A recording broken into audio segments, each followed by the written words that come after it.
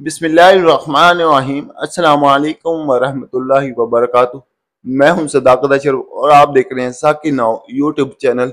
दोस्तों, आज हम मुफ्ती साहब का बयान लेकर आए हैं। जो लड़कियां औरतें बाहर काम करती हैं उनके मर्दों के बारे में वो क्या कहते हैं, उन औरतों के बारे में क्या कहते हैं। जो चलते हैं मुफ्ती साहब का बयान सुनते हैं। अब ये अट्रैक्शन रही क्यों नहीं? इसलिए कि जो स्कॉलर्स यूट्यूब पे आ रहे हैं ना, उन्होंने आपको गैर ज़रूरी मसलों में उलझा दिया है। जो कुरान की असल आयात थी उनको हाईलाइट नहीं किया जाता। आप जब उनके क्लिप सुनेंगे बैठ के तो फिर आपको वो उसके खिलाफ, वो उसके खिलाफ, वो फलाना ऐसा, वो बनु मैया के फड्डे, वो मोहम्मद बिन कासिम गुंडा बदमाश था, तो फलाना था, ढिमकाना था। मनफी सुन सुन के और गले फाड़ फाड़ के आदमी पागल ही हो जाता है, वो उसी रौ में बह जाता है। तो इसलिए हम तो लोगों से कहते हैं कुरान खुद समझो। इसी वजह से मैंने तफसीर के जो लेक्चर रिकॉर्ड करवाए हैं, जो मेरे चैनल मुफ्ती तारिक मसूद स्पीचेस में हैं, उनमें शुरू के 8 लेक्चर वो सिर्फ अरबी ग्रामर पर हैं। और इतनी ग्रामर सिखाई है जिससे आपको कुरान समझ में आना शुरू हो जाए। उस ग्रामर को सामने रख के जब आप वो लेक्चर सुनेंगे ना, तो इंशाल्लाह आपको कुरान समझ में आना शुरू हो जाएगा। तो उसको लाजमी सुने। 400-500 लेक्चर अपलोड हो चुके हैं, वो ख़त्म होने वाला है कुरान अल्हम्दुलिल्लाह। आगे चलते हैं हम। आगे अल्लाह ने फरमाया, या अय्युहल्लज़ीना आमनू ला तुहर्रिमू तय्यिबाति मा अहल्लल्लाहु लकुम।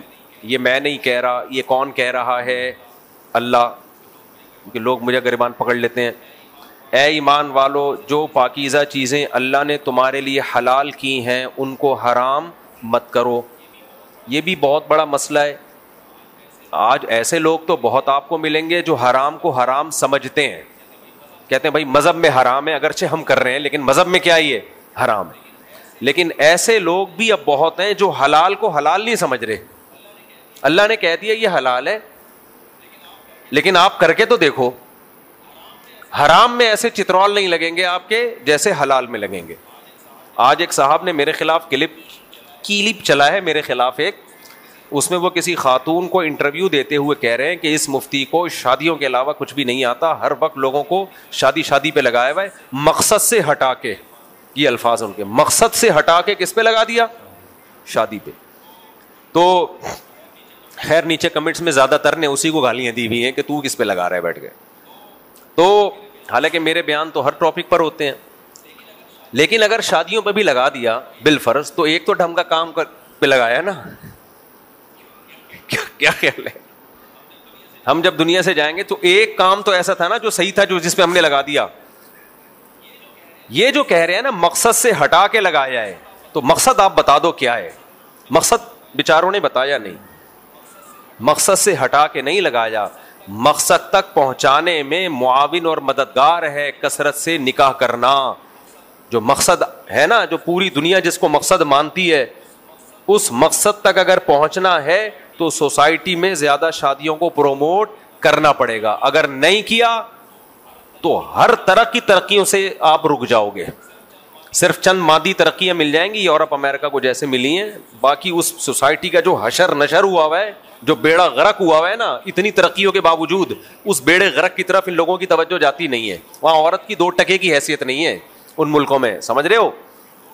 2 टके की हैसियत नहीं है। अभी हमारे मुल्कों में भी टके की हैसियत नहीं रहने वाली। लड़कियां बाइकियां चला रही हैं, लड़कियां इन ड्राइव चला रही हैं। ये आज़ादी नहीं है, ये बर्बादी है। ये वक्त आ गया कि अब औरत की कफालत के लिए मर्द तैयार नहीं है। अब घर में बीवी बना के इज्जत से खिलाना पिलाना और वो अपने बच्चों को संभाले, जो उसकी फितरत है।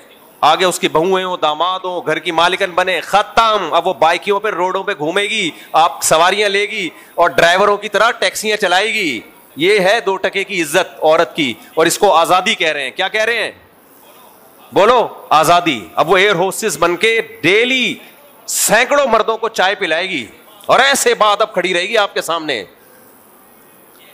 ये है शादियां ना करने का अजाब, समझते हो? और ये हो गया है। डिफेंस में देख लो, लड़कियां इन ड्राइव चला रही हैं आजकल, और उनको प्रोमोट भी किया। कोई मजबूरी में चला रही हो एक अलग बात है, लेकिन सोसाइटी इसको प्रोमोट कर रही है। लड़कियां बाइकियां चला रही हैं, तो ये है। और आप सुबह सुबह देख लिया करो, ये तो फिर भी थोड़ी सी मालदार औरतें होती हैं जो ये काम कर रही हैं। जो ज्यादा वो हैं तो आप न्यू कराची में सुबह सुबह देख लिया करो। हम मदरसे जाते हैं ना, تو وہاں لڑکیوں کی پوری سوزوکیاں بھر بھر کے فیکٹریاں جا رہی ہیں بوتلوں کے ڈھکن لگانے کے لیے. کس کام کے لیے بھائی؟ دوائیں پیک ہوتی ہیں نا بوتلوں میں, تو ان میں ڈھکن لگانے کے لیے لڑکیوں کی پوری پوری کھیپ بھر بھر کے جا رہی ہوتی ہے.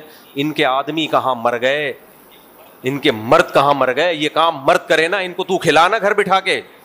پھر وہاں ان کی عزتوں سے جو فیکٹریوں کے سیٹ کھیل رہے ہیں, خدا کی قسم ان سیکولر لبرل لوگوں کو سب پتا ہے, لیکن ان حرام خوروں کی نظر میں لڑکی کی عزت سے کھیلنا, اس سے زنا کرنا, بدکاری کرنا کوئی عیب ہے ہی نہیں. یہ کہتے ہیں ایک فالٹ ہے, تو غلط کیا, غیر اخلاقی حرکت. خود بھی کرتے رہتے ہیں یہ کام. اپنے گریبان میں یہ جھانک کے دیکھیں کتنی لڑکیوں سے بدکاریاں کر چکے ہیں چند سالوں کے اندر.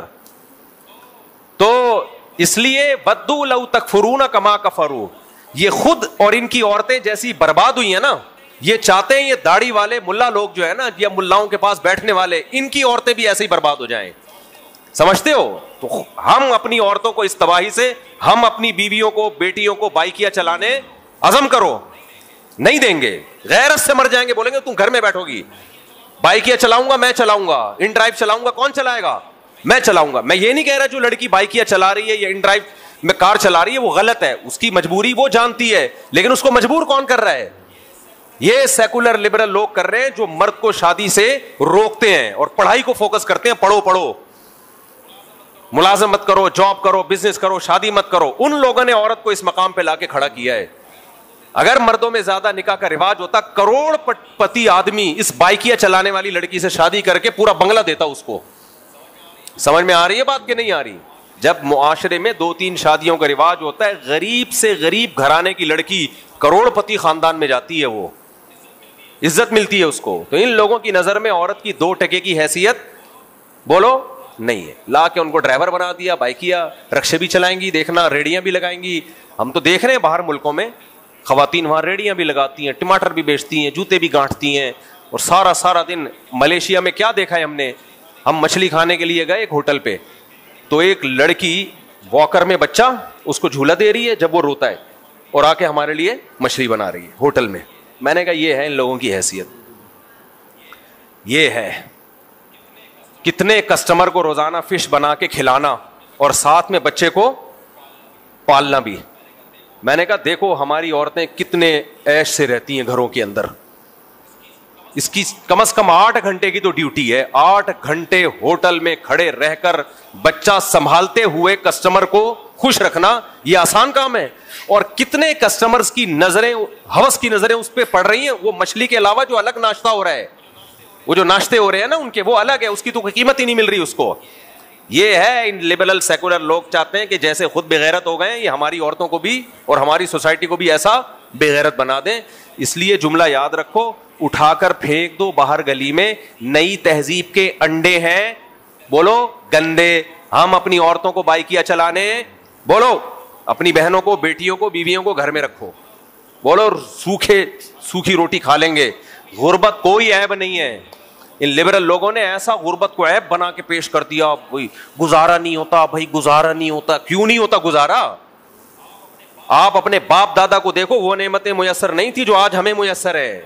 ان کا منہ خراب ہو گیا بیچاروں کا ناشکری سے. ان کو ہوس چاہیے, پیٹ نہیں بھر رہا, ان کی توند نہیں بھر رہی ہے, تو اس لیے عورت کو گھر سے نکال رہے ہیں کہ تو بھی کما کے لا.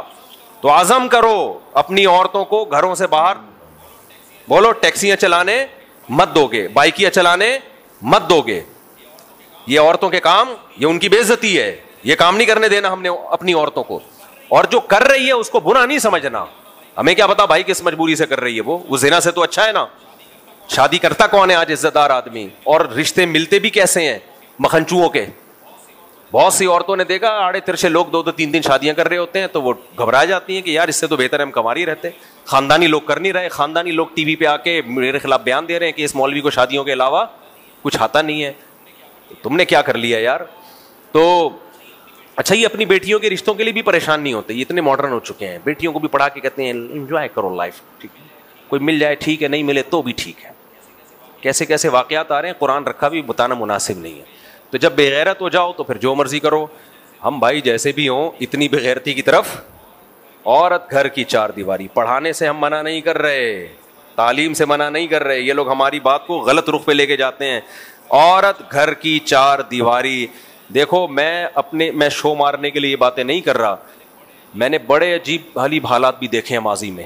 میرے 3 گھر تھے, میرے دوستوں کو پتا ہے, ہینڈ ٹو ماؤتھ ہی چلتا تھا. میں کتنا میرے گھر والوں نے کہا ہمیں جاب کرنے دے, میں نہ جاب نہیں کرنے دوں گا بھائی, گزارا مشکل, کوئی بات نہیں, گزارا مشکل ہے. میں یہ نہیں ہوگا کہ باہر میں برگر پھوڑوں گھر میں دال کھاؤں, صحیح ہے نا, سب مل کے کھائیں گے, چائے میں پاپے ڈبو کے کھائے, روکھی سوکھی صبح کھا لی. اور غریب آدمی کے ساتھ ایک مسئلہ ذہن میں رکھو, یہ جو ڈاکٹر لوگ کہتے ہیں نا اتنے پروٹین ضروری اور اتنی کارب ضروری اور اتنی کیلوریز ضروری, یہ سب امیروں کے چوچلے ہیں. ضروری ہے, میں ڈاکٹروں کا انکار نہیں کر رہا. غریب آدمی سوکھی روٹی میں 100 سال آرام سے جیتا ہے, میں نے اپنی آنکھوں سے دیکھا ہے. یہ چوچلے کس کے ہیں؟